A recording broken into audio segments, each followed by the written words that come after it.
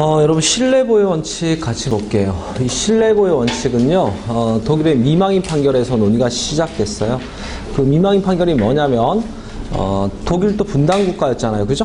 서독 정부에서요, 동독에 있는 미망인들을 대상으로 서독으로 이주해 오면 자금도 지원해주고 잘 먹고 잘 살 수 있게 해주겠다, 이렇게 이제 표명을 한 거죠. 그래서 왜 그랬냐면 그 당시 독일은요, 흡수통일을 지향했어요. 자꾸 동독 국민들을 이제 흡수하는 것이. 그래서 동독에 있는 미망인들이 집도 처분하고요, 서독으로 이주해 갔어요. 그런데 이제 그런 이벤트성 정책이라는 게 계속 이어질 수는 없잖아요, 그죠? 그래서 특정 시점 이후에 온 미망인들한테는 나 자금 지원 못 해주겠다, 이렇게 말이 반대로 바뀐 거예요. 그럼 그 사람들은 믿고 왔는데 자금 지원 못 해준다고 하니까 굉장한 손해죠, 그죠? 그래서 이제 소송을 제기했는데 법원이 미망인들 손을 들어주면서 국민의 보호가치 있는 신뢰는 보호를 해줘야 된다. 이게 신뢰보유 원칙 논의의 시작점이에요. 그래서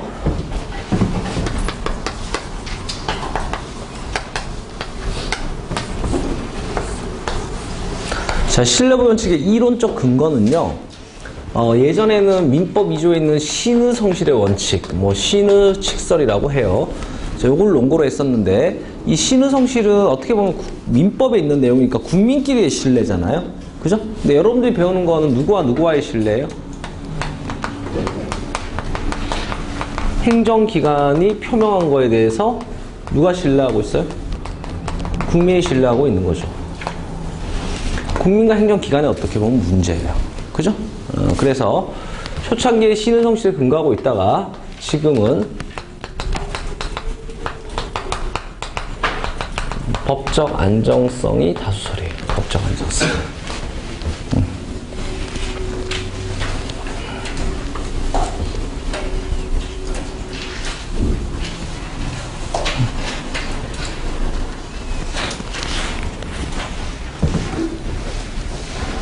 그러니까 법의 안정적 운영을 위해서 A의 중대로 갑자기 B를 해.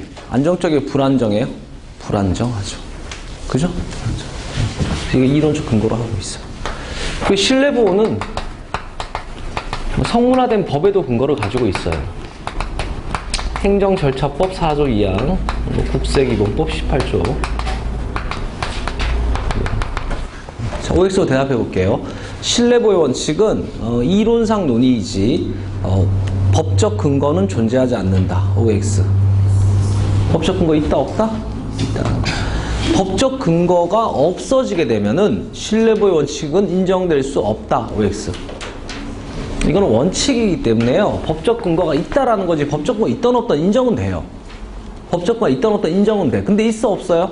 법적 근거가 있지. 있던 없던 인정은 되지만 법적 근거 있다 없다? 있다.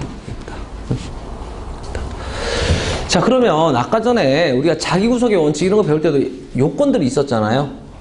재량의 영역, 동일청의, 동일한 사안 반복, 선례가 존재할 것, 이런 거 있었잖아요. 그러니까 신뢰보호 해주세요. 근데 막 해주는 게 아니겠죠. 요건이 충족돼야 돼. 그럼 신뢰보호 원칙 그림 봐보세요. 이렇게 요건 그려놓은 거. 책의 기본서에. 행정기관이 뭔가 표명을 했죠. 국민이 그거를 신뢰하고 신뢰만 했어요. 거기에 따른 액션이 있었어요. 액션이 있었죠. 실제로 이주해서 왔잖아, 민영이들. 그죠? 액션이 있었어. 근데 행정청은요, 반대되는 행위를 한 거야. 반대되는 행위를 한 거야. 그래서 어떻게 됐냐? 국민한테 손해가 발생한 거지. 요건은 이렇게 된다고. 행정청의 선행 조치가 있고요, 국민이 그걸 신뢰하고요, 거기에 따른 액션도 있고, 이런 액션은 행정기관의 표명을 원인으로 한 결과야. 인과관계도 있어야 돼. 엉뚱한 걸 원인으로 이주해서 왔으면서 돈 내라 이러면 곤란하죠. 그 표명을 믿고 이주해서 인과관계가 있어야 되는 거고. 근데 행정청은 반대로 하는 바람에 자금 지원을 해주기로 했는데 안 해주는 바람에 국민한테 뭐가 발생했어요? 손해가 발생한 거죠. 그러니까 이러한 요건들이 충족돼야지 신뢰보호 받을 수 있다고. 근데 요건이라는 게 나오면 항상 뭐가 따라 나오냐면 입증 책임이라는 게 따라 나와요. 누군가는 요건 충족했다 안 했다 입증을 해야 될 거 아니에요, 그죠? 입증 책임은 이 판에 나오는 사람 중에서 유리한 놈이 입증하면 돼.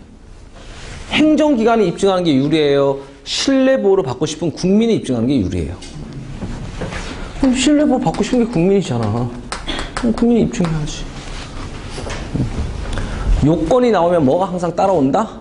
입증의 문제. 충족됐다 안 됐다 입증. 입증은 누가 한다? 그 상황에서 유리한 사람이 입증하는 거야. 유리한 사람.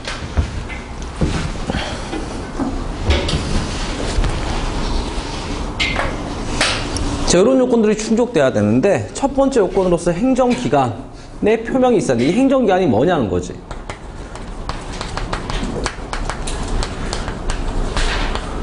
형식적 의미의 행정기관이 아니에요.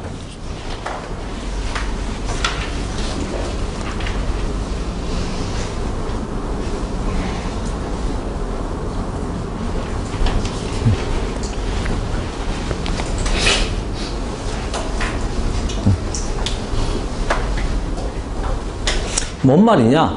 입법부, 사법부 빼고 행정부 이렇게 되면 행정기관 너무 좁게 보는 거죠. 입법, 사법 다 빼고. 근데 이게 넓게 보면 넓게 볼수록 국민 입장이 쉽잖아요. 그죠? 그래서 어떻게 행정기관을 해석하냐면 기능적 의미의 행정기관으로 해석해. 무슨 뜻이냐? 입법부든 사법부든 법 집행 기능 수행하면 다 행정기관으로 봐요. 형식적으로 보면 입법, 사법부는 행정기관 아니죠. 기능적으로 보면 어떻게 돼요? 입법부든 사법부든 법 집행 기능 수행하면 다 행정청이다 이렇게 본다. 행정청 넓게 보는 거죠. 행정청의 선행 조치에서 얘기하는 행정청은 형식적 권한 분장에 의한다. OX. 형식적으로 나누는 게 아니라 실질적 기능적으로 나누고 있다. 자, 이런 행정기관이 뭔가 표명한 것이어야 되는데 이 표명한 것은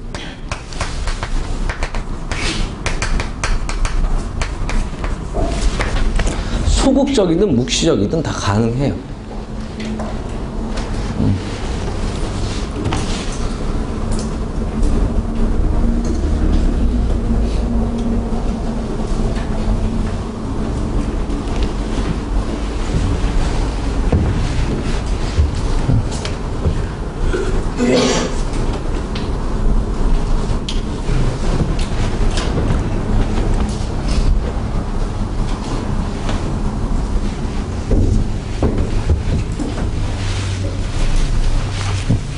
예컨대 이런 거예요. 자금 지원해줄게 이렇게 명시적으로 표명하지 않더라도 묵시적인 것도 표명으로 봐. 예를 들어서 이 판례 어차피 시험에 나와요. 행정청이요. 그냥 과세관청이야. 이 갑에게 세금 부과를 할 수 있음에도 불구하고 1년 동안 세금 부과를 한 번도 안 했어요. 2년 차가 되었는데도 또 세금 부과를 안 했어요. 3년, 4년, 5년간 세금 부과를 안 했어요. 그럼 상대방은 어떻게 생각하겠어요? 나는 과세 대상이 아닌가 보다 이렇게 생각하겠죠. 그리고 5년이 지난 어느 날 5년치를 한꺼번에 부과했어. 신뢰보호에 어긋나 이러면. 그러니까 야, 너 비과세야. 너 비과세 사업하고 있는 거야. 뭐 출판업 이런 게 비과세거든요. 그러니까 비과세야. 이렇게 명시적으로 얘기한 적은 없지만 1년, 2년, 3년 계속 세금 부과하지 않고 있다는 거는 묵시적으로 뭘 표명한 거나 마찬가지예요. 세금 부과하지 않겠다고 얘기한 거나 마찬가지지. 명시로 대놓고 얘기한 적은 없어도. 행정청의 공적 견해 표명에서 얘기하는 표명은 적극적이고 명시적인 것에 국한된다. OX. 뭐도 된다? 소극적이고 묵시적인 것도 된다. 됐습니까?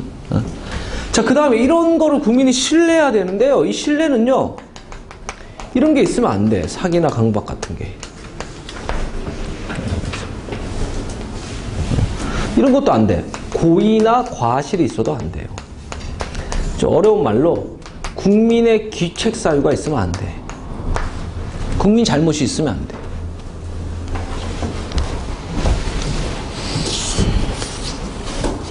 여러분 그 그림 밑에 동그라미 기억번에 행정청의 선행조치에 대해서 쭉 나와 있죠. 그림 밑에 동그라미 기억번 행정청의 선행조치 판례가 나와 있고요. 넘기면 니은번에 보호 가치 있는 신뢰라고 되어 있죠. 동그라미 니은번 보호 가치 있는 신뢰. 동그라미 니은번 찾았어요? 보호 가치가 있다는 건 뭐가 없는 거다?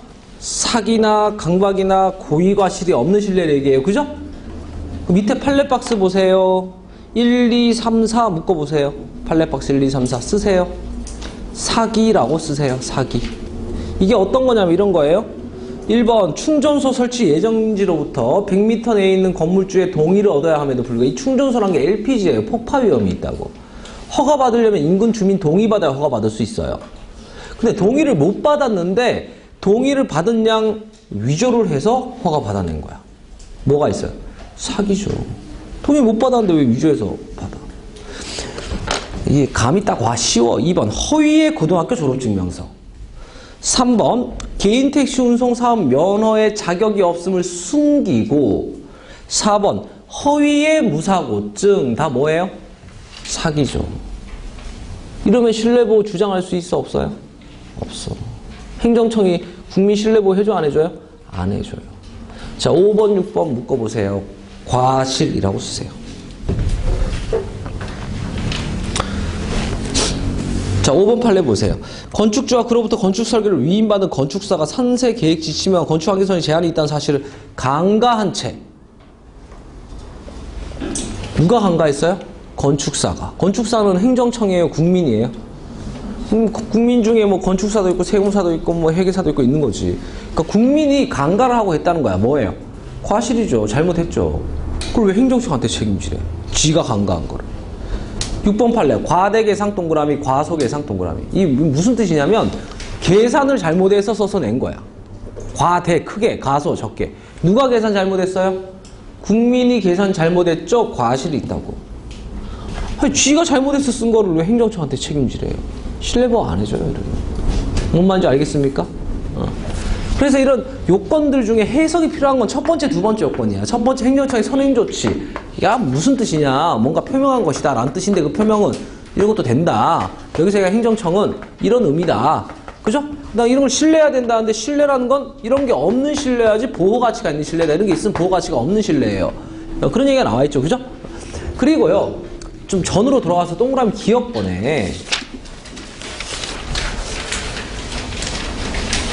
기억번에 행정청의 선행조치라고 돼 있어요. 그죠? 여기서 행정청이 뭔지 A번에 해석돼 있고 B번, 동그라미 B번에 선행조치가 뭔지 해석돼 있죠? 다 적어줬죠? 그죠? 적어줬고. 거기에 관한 판례들이 밑에 나와 있어요. 그죠? 첫 번째, 공적 견해는 명시적 또는 뭐도 된다. 무시해도 된다. 그죠? 두 번째 판례, 공적 견해에 대한 입증 책임은 누가 입증해야 돼요? 행정청이 입증해서 신뢰보호 해줘요? 신뢰보호 받고 싶으면 국민이 입증해야 돼요? 국민이 입증해야 된다. 자, 그 다음에 공적 의사 표시 후 사실적 법률적 상태 사정의 변경이 발생했어요? 그죠? 사정 변경이 발생했어요. 그러면 행정청의 별다른 의사 표시를 기다리지 않고 실효된다. 됐습니까? 자, 넘어가서요. 그러면 공적 견해 표면 인정사례가 있고 부정사례가 있고 이렇잖아요. 별로 어렵지 않아요. 1번 인정사례 1번 국세청장이 훈력 교육 용역 제공이 부가가치세 면세사업이 사업 경영 상담에 해당한다는 견해를 명시적으로 표명했죠. 그죠? 이런 거 시험에 잘 안 나와. 나와도 뭐 명시적으로 표명했다는데 그게 공적 견해 표명이지 뭐예요. 2번 세무서 직원들이 세무서 직원이면 공무원이잖아요. 세무직 공무원. 골절 치료 기구가 부가가치세 면제 대상이라는 세무 지도 동그라미. 지도 동그라미. 나중에 행정 지도라는 파트를 배워요. 이런 것도 공적 견해 표명이다 아니다? 맞죠. 담당 공무원이 나와가지고 이런 거는 부가가치세 면세 사업에 설명도 해주고 말도 해주고. 3번 보건사회부 장관이 의료 취약지 병원 설립 운영자 선 신청 공고하면서 국세 및 지방세를 비과세하겠다고 지가 발표까지 했네요. 이게 표명이지 뭐예요. 발표까지 했는데. 4번에 토지거래 허가 담당 공무원의 종교범에 대한 토지 형질 건축 허가 허용해주겠다는 허용 발언을 했어 안 했어요? 했죠. 표명한 거죠. 5번 대통령이 담화로 뭐 기자회견 같은 거 하면서 삼천교육 피해자 보상해줄게요 라고 말을 했어요. 표명이죠. 됐어요? 그럼 공적 견해 표명 부정사례 볼게요. 헌법재판소의 위헌결정 옆에 쓰세요. 일반론적인 답변이라고 쓰세요. 뭐 더 정확하게 쓰면 추상적 질의에 대한 일반적 답변. 추상적 질의에 대한 일반적 답변. 이게 뭐냐면 이런 거야. 세금 어떻게 돼요? 이렇게 물어봤어요. 굉장히 추상적이죠. 뭐 세금도 종류도 뭐 천차만별이고 뭐 사람도 뭐 천차만별이잖아. 근데 그게 일반적인 질문한 거야. 세금 어떻게 내요? 일반론적인 대답을 하겠죠. 주로 이렇게 내는 겁니다. 이렇게 얘기했지. 그걸 가지고 개개인이 내 신뢰 보호라 이렇게 할 수 없어요. 다 사정이 다르기 때문에. 헌재 위헌 결정 비슷해요. 헌재 위헌 결정은 불특정 다수에게 한 거야. 그 불특정 다수한테 한 위헌 결정을 개개인이 거기에 상황에 자기 상황과 다를 수도 있는데 헌재 위헌 결정 가지고 내 신뢰 보호라 이렇게 할 수가 없어요. 자, 2번 폐기물 처리 사업에 대한 적정 통보 동그라미.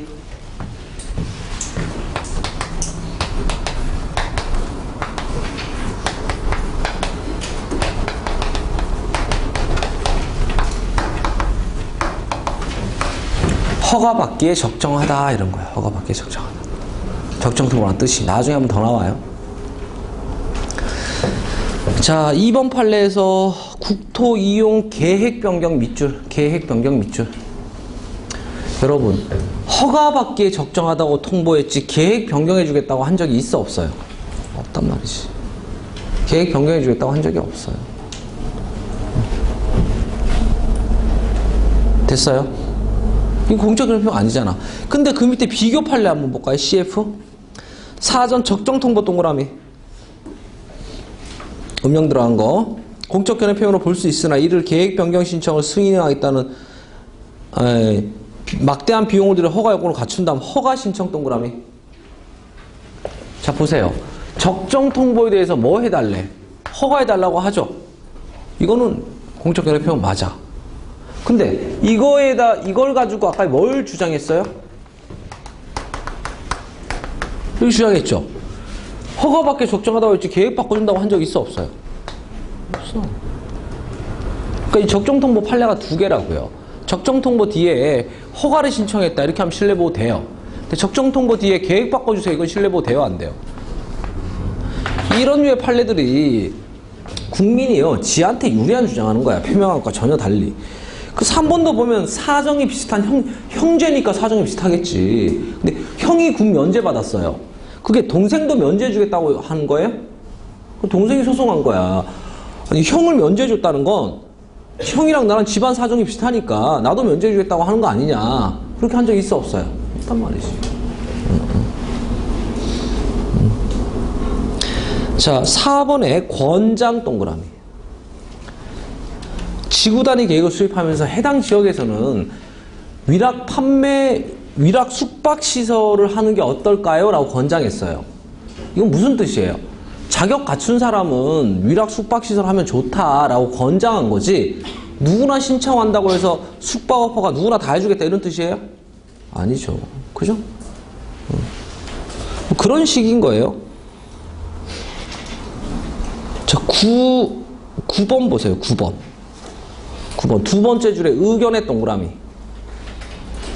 이건 행정청 자기 의견이라고 했지 그렇게 해주겠다라고 한 적이 있어 없어요? 확정이 아니잖아. 이런 거는 신뢰보 주장 못해요. 10번도 봐봐요. 두 번째 줄 공포 시행할 예정의 동그라미. 그럴 예정입니다. 예정이지 확정이 아니죠. 바뀔 수 있다는 거예요? 없다는 거예요? 있다는 거지. 제 의견은 이렇습니다. 뭐 그럴 예정입니다. 이거 가지고 막 물고 늘어져서 신뢰 보호해라 이렇게 할 수 있어 없어요? 없어. 자, 그 다음에 8번 봐봐요. 자, 권한이 없는 공무원. 이게 어떤 거냐면 여러분 세금 부과하겠다 안 하겠다는 세금은 국세청 권한이잖아. 상식적으로 생각해봐. 소방서장이 야 너 비과세야. 그럼 속으로 어떻게 생각해요? 쥐가 뭔데 이러겠죠. 소방서장이 무슨 과세나 비과세랑 뭔 상관이야. 그러니까 권한이 없는 공무원의 행위에 대해서 신뢰보호 주장하면 안 돼요. 권한 가진 공무원이 그렇게 얘기하면 그건 신뢰가 되는 거지. 그 7번 판례가 그런 거예요. 도세인 지역개발소의 과세관청이나 상관청과 아무런 상의 없이 밑줄. 과세관청과 상의를 안 했대. 그럼 자기는 과세관청이에요? 아니에요? 자기 과세관청이 아니란 뜻이죠 벌써. 과세관청도 아닌데 과세할 수 있는 권한을 가진 행정청과 상의도 없이 너 과세야, 너 비과세야. 이건 뭐나 마찬가지야. 8번에 있는 권한 없는 공무원이 한 거나 마찬가지죠. 그죠? 근데 이게 7번에 이렇게 바뀔 수도 있어요. 권한을 가진 기관과 상의를 해서 표명했다. 이렇게 하면 공적 결정표를 볼 수 있어. 근데 자기는 권한도 없는데 권한 가진 사람이랑 상의도 없이 지 맘대로 이렇다 저렇다 해봤자 그거는 무권한의 행위예요. 국민이 신뢰한다고 보고 못 받아요. 이해됐습니까? 요 정도를 보면 되겠습니다. 나머지 판례 보면 되겠고. 그래서 신뢰 보유 원칙이 뭐 이런 것들이 있는데, 동그라미 4번에 적용 영역 보세요. 신뢰 보유 원칙 적용 영역. 다다음 페이지 신뢰 보유 원칙 적용 영역. 동그라미 4번. 어떤 곳에 신뢰 보유가 적용되냐? 자, 기억본 보세요. 수익적 행위를 취소 처리했어요. 자, 봐요.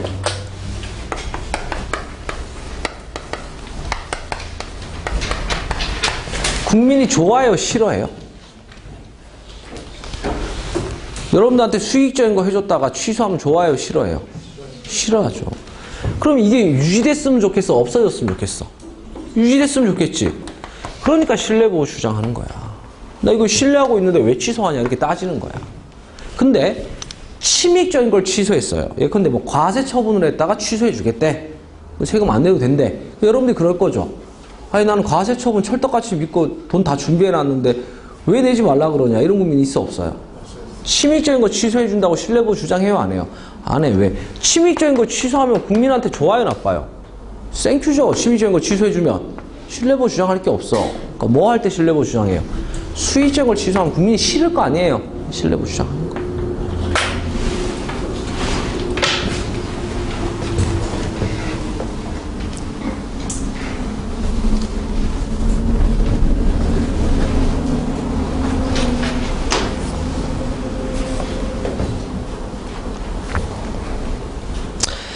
자, 그 다음 니은번에 확약이라는 건 나중에 파트가 있어요. 파트가 있어. 확약은 행정청의 약속이에요. 당연히 상대방인 국민이 그 약속에 대한 신뢰보호 주장할 수 있겠어, 없겠어? 있다라는 거죠, 있다. 자, 디귿번에 사실상 공무원 이론, 요건 좀 설명이 필요해요. 자, 칠판 보세요. 국가가요, 사실상 공무원을 임명했어요. 무슨 뜻이냐? 사실상 공무원이란 공무원 될 자격이 없는 사람이에요. 임명하면 돼요, 안 돼요? 원래 임명하면 안 되지. 공무원 될 자격이 없으니까. 잘못 임명한 거죠.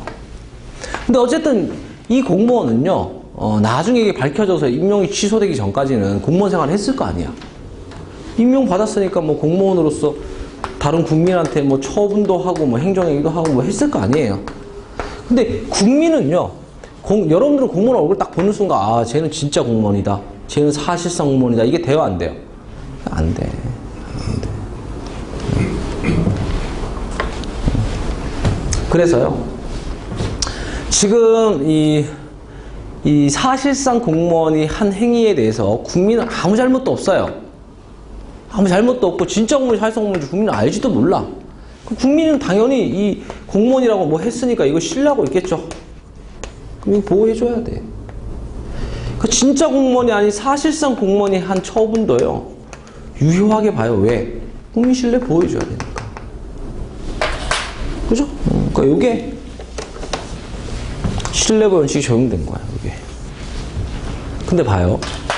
이 공무원이요, 이렇게 얘기한 거야. 이 임명을 나중에 잘못 임명한 거잖아. 공무원 될 자격도 없는데 임명했으니까 나중에 임명을 취소시켜버린다고.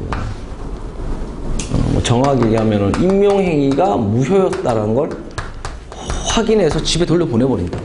근데 공무원이 이러는 거야. 야, 네가 임명해준 거 이거 신뢰했으니까 나 계속 근무할 수 있게 해줘라. 이런 신뢰 안 받아줘요. 왜? 처음부터 잘못됐죠? 그죠? 그래서 국가가 임명한 거에 대해서 공무원의 신뢰는 보호된다, 안 된다? 근데 이 사실상 공무원이라도 공무원 생활하면서 한 국민에 대한 행위에 대한 국민의 신뢰는 보호된다, 안 된다? 된다. 그거는 이제 신뢰 보호가 안 되는 거죠.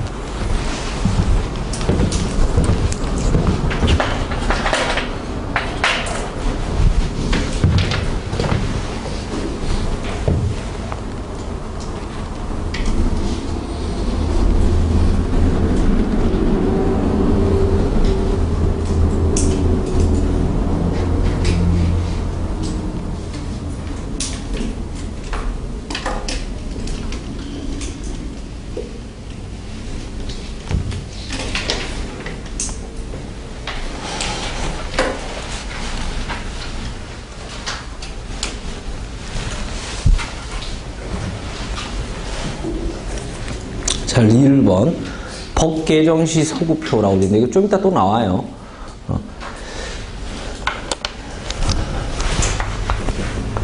기존에 법이 있었어요. 법이 개정됐어요. 개정되면 개정된 이후에는 개정법 적용되겠죠. 장래효는 당연한 거예요. 아니, 법을 개정해놓고 기존법 적용할 것 같으면 뭐하러 개정해요? 그죠? 근데 이게 거꾸로 소급, 거꾸로 적용되냐는 거예요. 당연히 안 되는 게 원칙이죠. 왜? 이거는 기존법에 따른 신뢰가 형성돼서 끝났잖아요. 그거를 개정해서 예컨대 과태료 10만원, 20만원으로 바뀌었어. 그럼 소급해가지고 예전에 10만원 냈던 사람들 다 10만원 더 내라 그래. 받아들일 수 있어, 없어요? 예전에 부과받고 10만원 내고 다 끝났죠? 근데 이제 법 바뀌었다고 예전에 냈던 거 또 추가로 더 내라 이런 건 안 된다고. 자, 옆에 그냥 써놓으세요. 소급이 원칙이에요? 불소급이 원칙이에요? 불소급이 원칙이에요. 과거로는 소급 안 되는 게 원칙이에요.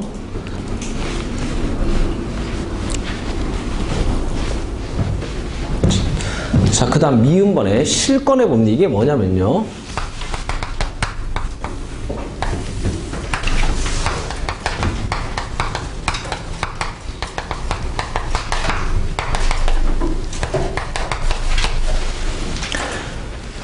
권한이 있더라도, 권한 권리 좀 다른 건데, 권한이 있더라도, 이 권한을 장기 불행사하면 여기에 대한 뭐가 생겨요?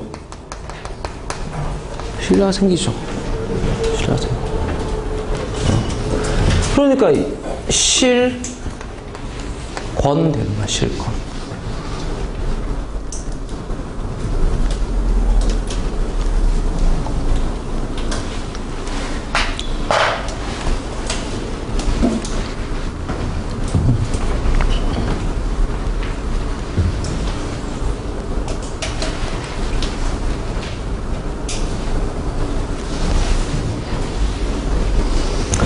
계속 불행사하면 불행사에 대한 신뢰를 보호하려면 행사를 못하게 해야 되잖아요. 불행사를 신뢰하니까 행사를 못하게 해야 되잖아. 그러면 상실되는 거예요. 자, 이거 아까 전에 이런 판례 배웠어요. 행정처한테 과세할 권한이 있었어. 근데 몇 년간 과세 안 했어요? 세금 부과 안 했죠? 5년 지난 뒤에 세금 부과할 수 있어, 없어요? 없어. 왜? 과세권이 상실됐거든. 실권됐거든. 아까 소개해줬잖아요. 그죠? 묵시적으로도 뭐 인정된다 이런 거 얘기하면서. 그죠? 갑돌이가 음주운전에 적발돼서요. 경찰서에서 면허 취소권이 발생했어요. 근데요. 3년 이상이나 면허 취소를 안 시키는 거야. 3년 이상이나 불행사 하는 거야. 그럼 어떻게 되냐? 면허 취소권 상실돼요. 갑자기 뭐 3년이 한참 지나가지고 면허 취소시켜놓고는 좀 황당하죠? 왜 취소시키는 거예요? 3년 몇 개월 전에 너 거기서 위반했잖아. 이러면 곤란하다는 거지. 진작에 면허 취소를 시켜야지. 1년 지나고 2년 지나고 시간 지나면 지날수록 나 면허 취소 안 되나 보다 이렇게 생각할 거 아니에요. 근데 거의 흡사한 판례인데 1년 10개월 면허 취소권 불행사한 판례가 있어요. 이 실권 안 됐어요. 왜 안 됐을까? 1년 10개월이 실권될 정도의 장기로 본 거야, 안 본 거야? 안 본 거지. 지금 판례가 있잖아. 3년, 5년 이런 거 실권됐죠? 1년 10개월 실권 안 됐죠? 그럼 한 중간 정도, 한 2년, 한 4개월 이런 거 실권 될까요? 그럼 몰라. 판례 나와봐야 알아. 지금 어쨌든 지금까지 결론은 어때요? 3년 이상들은 실권이 됐죠? 1년 10개월 미만은 실권 됐어, 안 됐어? 안 됐다, 이렇게 되는 거죠. 이게 법으로 연도가 정해져 있지 않아서 판결에 따라서 달라져요. 이 판례들이 나와 있어요. 그 다음에 이제 비읍번의 행정계획 변경은 2편 2장 행정계획 파트 가서 보도록 할게요. 계획이 변경될 때도 기존 계획에 대한 국민이 신뢰보호 주장할 수 있어요. 거기서 배우겠지만 그렇다고 해서 계획을 못 바꾸게 하지는 못해요. 계획 변경에 국민이 신뢰보호 주장할 수 있다 없다? 있어요. 기존 계획에 대한 신뢰보호를 주장할 수는 있지만 계획 자체를 아예 못 바꾸게 하지는 못해. 보상금을 통해서 보호받아요. 나중에 또 나와요. 행정계획 파트에서. 자, 동그라미 5번 신뢰보호 원칙 위반하면 어떻게 하다? 부당하다, 위법하다? 위법하다. 이게 핵심이죠. 그죠? 자, 동그라미 6번의 한계 이게 뭐냐면 자, 이거 간단하게 좀 얘기를 할게요.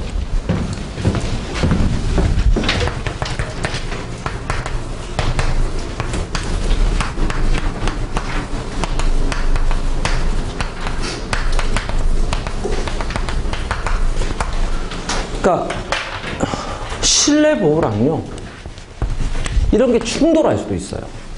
실내보호하니까 공익을 져야 한다든지, 반대로 공익을 보호하려고 하다 보니까 실내보호를 못 해준다든지. 실내를 보호하니까 법적합하게 못해. 위법하게 해야 돼. 위법하게 실내 보호해 줄지 참 난감하죠. 그럼 반대로 적법하게 하니까 실내 보호를 못해. 둘 중에 하나는 포기해야 되는 상황이 발생할 수도 있다고. 실내 보호할 거냐, 공익을 보호할 거냐. 실내를 보호할 거냐, 법적합하게 할 거냐. 이런 게 충돌하는 경우가 발생할 수 있다고. 그러면 이런 경우 항상 경우수 세 개잖아. 실내 보호 우선한다. 공익 우선한다. 다 틀려요. 같다라고 놓고요. 같다라고 놓고. 우리 비례 원칙 배웠죠? 비교해서 결정하는 거. 그러니까 케이스 바이 케이스로 결정해. 뭐가 무조건 우위에 있는 게 아니라 공익상 필요가 실내보다 더 크다라고 생각하면 실내보호 안 해주고 공익 보호해요. 반대로 실내보호 이익이 해당 케이스 더 크다. 공익에 좀 저해되더라도 실내 보호해줘요. 무슨 말인지 알겠습니까?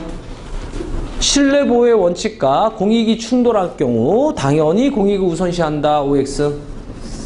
X죠. 실내 보호를 우선시하죠? 그것도 X야. 그죠? 어떻게 해야 돼요? 양자를 같다라고 놓고 뭐에서 결정한다? 비례 원칙. 비교해서 결정해. 뭐를? 그때그때 더 큰 이익을 결정해요. 그러니까 만약에 공익이나 법 적합하게 해야 될 이익이 더 커. 그럼 실내 보호 못 받을 수도 있잖아요. 그러니까 동그라미 6번의 한계라는 게 뭐예요? 무제한적으로 실내 보호 받을 수 있는 건 아니죠. 그죠? 무제한적으로 실내 보호 받을 수 있는 건 아니에요.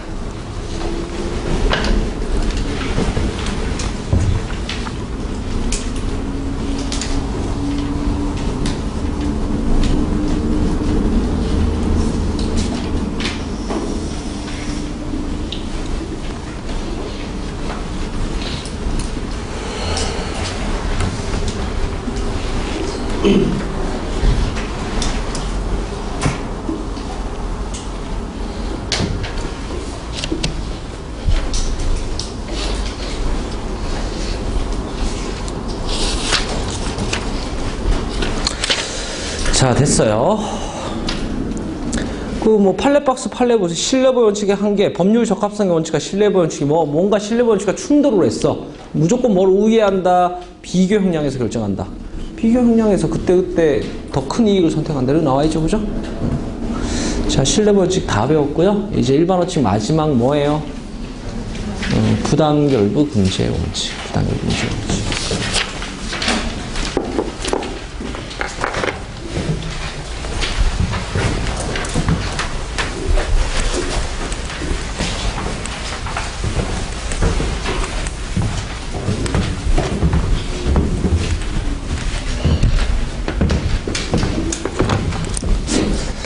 자, 부당결부 금지의 원칙은요, 그 파트 가면 이런 그림이 있어요.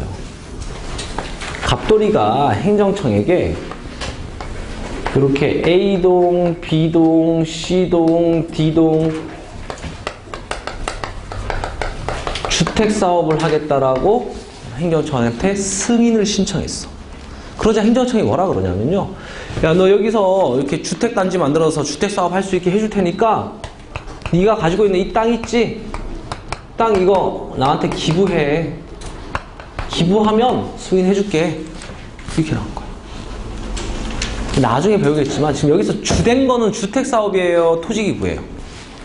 이런 게 주된 거죠. 이런 걸 주행정행위라고 하고요. 근데 부수적으로 뭘 요구하고 있어요? 토지기부를 요구하고 있죠. 이런 걸 부관이라고 해요. 나중에 배워요. 부관은 별도 파트가 있어요. 근데 지금 이걸 결부시켰잖아요. 그럼 이제 따지는 원칙이 뭐예요? 부당결부 금지 원칙에 위반하냐 안 하냐? 여러분, 부당결부 금지 원칙 위반하면 부당하죠? 부당결부 금지 원칙 위반하면 부당해요. 그죠? 뭐예요? X예요? X죠. 왜요? 부당하다가 아니라 뭐라 그래야 돼? 일반 원칙 위반하면 위법하다고 해야지. 명칭이 부당결부 금지 원칙이지 위반하다고 부당이 아니에요. 일반 원칙 종류는 다 위반하면 뭐라고 해야 돼요? 위법하다라고 해야 돼. 부당하다라고 하면 다 틀려. 그죠? 일반은 처음 배울 때부터 그거부터 강조하고 제가 수업 들어간 거예요. 그죠? 자, 그럼 부당결부 금지 원칙은 어떤 식으로 따지냐면은 이게 왜 이제 논의가 되냐면 토지 기부해라. 이게 강제적이에요? 비강제적이에요? 토지 기부 하던 말던 승인해 줄게. 이거예요? 기부해야지만 승인해줄게요.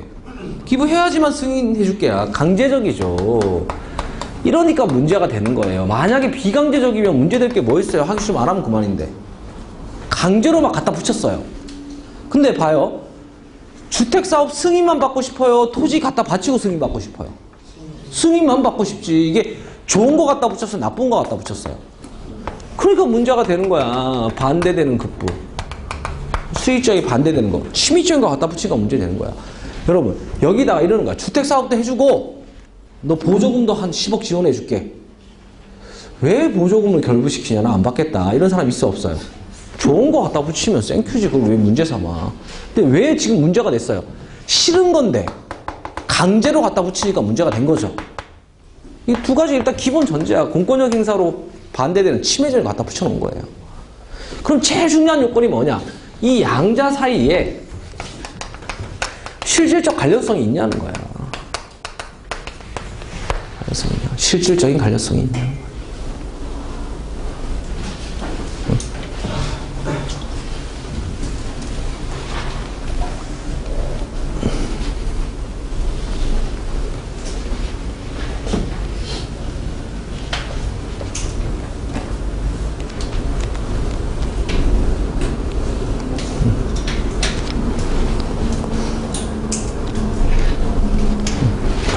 실질적 관련성이라는 건 뭐 인과관계가 있던지 뭐 목적이 같던지 뭐 이런 거야. 근데 봐봐요. 주택사업을 여기서 하는데요. 여기의 땅이랑 주택사업이랑 이게 뭔 상관이야? 이 땅이 주택사업 하는데 아무 필요가 있어 없어요? 없죠. 그럼 아무런 뭐 말 그대로 뭐 관련성도 없는 땅을 기부하라고 지금 하고 있잖아요. 그러면 부당결부 금지의 원칙에 위반돼요. 그러니까 부당결부 금지 원칙에 위반되니까 부당한 거죠. 뭐예요? 이걸 결부시키면 뭐라고 적어야 돼? 위법 판결 없다 이렇게 적어야지. 1만원 위반했으니까. 그죠? 그 그림 위에 있는 판례 박스 1번 판례잖아요. 주택사업 계획 승인하면서 그 주택과 아무런 관련도 없는 토지를 기부하라고 하는 그 위에 그림에 있는 위에 판례 박스 1번 판례. 그죠? 근데 2번에 보면 이런 판례가 나와요. 이 사람이 뭐라 그러냐면 토지 기부를 여기 있는 걸 하래. 여기 땅을 기부하래. 기부해라 이렇게 얘기를 했어. 왜 기부하라고 하냐면 제가 일부러 그림을 이렇게 그린 거예요. A동에 있는 사람들은 B, C, D동이 다 막고 있어서 입출입 통로가 없다는 거야. 뭐 이렇게 가면 됩니다 이런 소리 하지 마. 다 막고 있어. 그죠? 이렇게 딱 막아 놓잖아. 그러니까 이 땅을 기부해서 뭐 만들려고 하는 거예요? 진입 통로 만들려고 하는 거죠. 진입로를 만들기 위해서 토지를 기부하라고 했어요. 그럼 이 주택사업과 이 땅 기부는 관련이 있어져요? 없어져요? 있지. 그럼 부당결부금지 원칙 위반이에요? 아니에요? 아니야. 그럼 이렇게 되는 거예요. 적법한 결부다 이렇게 되는 거죠.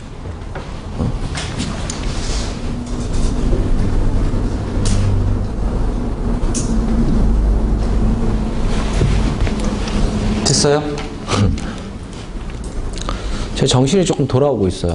막 오전에 막 정신이 없어가지고. 자, 3번 판례 봐요. 건축물의 건축 허가와 도로 기부 체납을 하라고 했는데 이 도로랑 해당 건축물은 전혀 동떨어진 곳에 있는 도로예요. 관련이 있어 없어요? 아무런 별개의 것인 바 관련 없다는 거잖아요. 이렇게 되면 이런 걸 결부시키면 어떻게 돼요? 부당결부 금지의 원칙 위반으로 위법한 결부가 되는 거예요.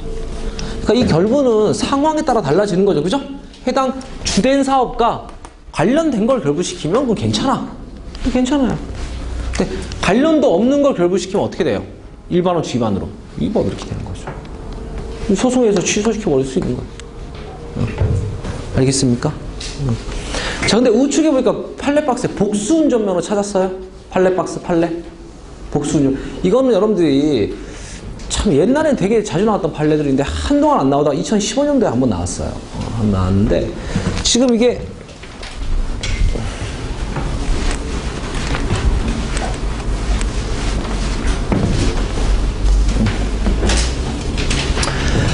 이거는요 판례를 기억할 게 아니라 운전면허 체계를 좀 기억해야 돼. 운전면허 어떻게 돼 있냐면 일종 대형 면허, 이거 막 큰 버스 있죠? 그러니까 일종 그죠? 2종 보통, 2종 오토, 그 밑에 원동기 이렇게 돼 있어요.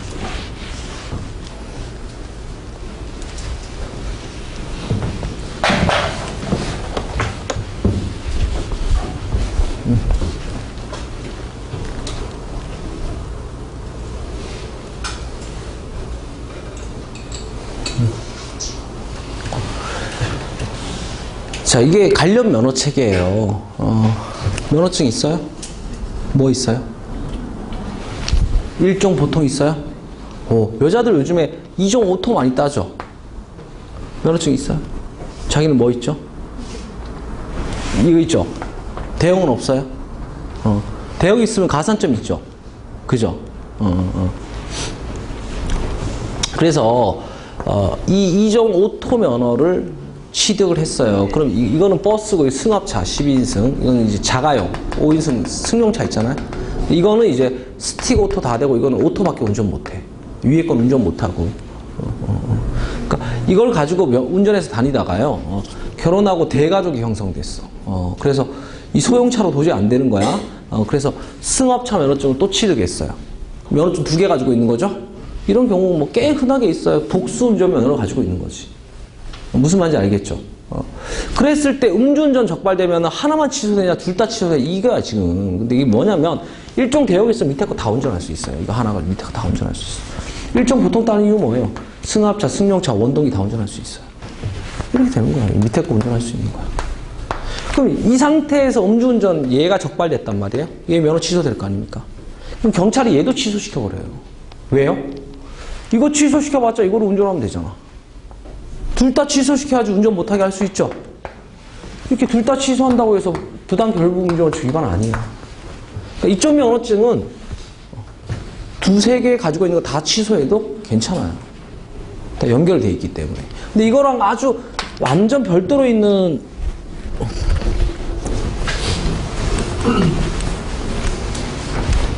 그런 면허를 특수 면허라고 해요.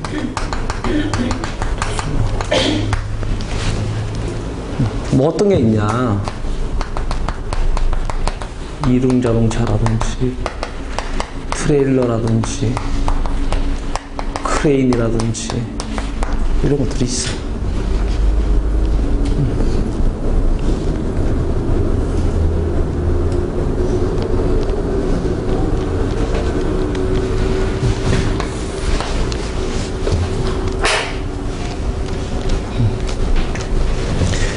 이륜자동차, 이륜, 바퀴륜자, 바퀴 2개 뭐예요? 오토바이죠. 이것도 오토바이예요. 그럼 뭐 구분한 거 시험 안 나와. 125cc 이상. 이게 우리 막 수업하다 보면 막 빵빵거리고 막 폭주. 저도 옛날에 뭐 폭주역이었지만 오토바이 타고 다니면 막 시끄럽게 하잖아요. 그죠? 그러면 수업하다가 막 하나잖아. 근데 하나일 필요가 없어요. 쟤들 곧 죽어요. 엄청나게 위험해. 이거는 1종 대형에서도 운전 못해요. 이게 별도로 따야 돼. 이게 다 별도로 따야 돼. 이 특수면허는 완전 별개 취득해야지만 운전할 수 있어요. 그러면 이렇게 복수면허를 가지고 있어. 얘랑 별개 면허죠, 완전. 그죠? 이거야 관련이 있는 면허잖아. 이거 있으면 밑에 것도 운전하고 이거 있으면 뭐도 운전하고 이러잖아요. 그럼 이렇게 하다 음주운전 적발됐어. 얘 취소하면서 얘도 같이 취소했어. 그럼 돼요, 안 돼요? 이거 관련이 전혀 없는 거예요. 이렇게 결부하면 위법이에요. 그러니까 이게 판결들을 기억하려면 너무 많아. 그러니까 경우의 수가 이쪽이랑 이쪽을 결부시키면 뭐예요? 위법. 얘들끼리 같이 취소하면 뭐예요? 적법. 이렇게 가야 되는 거지. 이해돼요? 그리고 판례들 정리할 필요가 있겠다. 자, 이렇게 해서 우리는 부당결부 금지의 원칙까지 배웠어요. 일반 원칙 다 배운 거죠.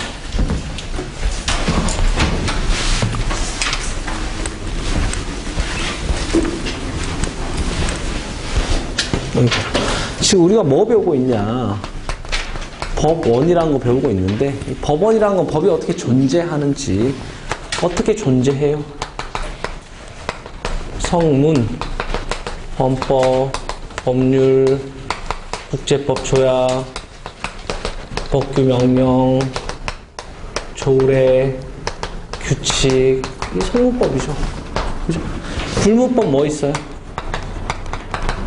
관습법, 판례법, 조리 뭐라고도 불러요? 일반 원칙 뭐 있어요? 평등의 원칙, 자기구속의 원칙, 비례의 원칙, 신뢰고의 원칙, 부당결국, 긍정 원칙. 여기까지 배운 거야 지금. 그죠? 그 다음에 이제 논의하는 게 뭐냐면 이런 법 종류가 많아요. 그죠? 많아요. 그럼 중요한 건 이 법이 뭐가 있어야 의미가 있어요? 효력이 있어야 의미가 있죠. 언제, 어디서, 누구에게. 언제, 어디서, 누구에게. 그죠? 그리고 이 법이 흥결되면은 뭐 다른 걸로 이제 보충을 해주겠죠. 그죠? 유추 적용해서 이제 흥결을 내어주는 거죠. 여기서 이제 법이 언제, 어디서, 누구에게 효력이 있냐 라는 걸 정리하면 되는데 어디서, 누구에게 이건 되게 쉬워요. 뭐 내일 어디서 효력이 있냐? 이런 거는 뭐 전국적으로 효력이 있겠죠. 헌법, 법률, 뭐 법규명 전국적 효력이 있어. 근데 조례규칙은 어디서 효력이 있어요? 해당 지역에서. 청주시 조례가 서울에 영향을 줘요? 청주시에서만. 그죠? 전주시 조례다라고 전주시에서만. 해당 지역에서만. 나머지는 어때요? 전국적으로 효력이 있는 거지. 지역적 효력, 어디서 효력이 있냐? 끝이에요. 쉽죠? 누구에게 효력이 있냐?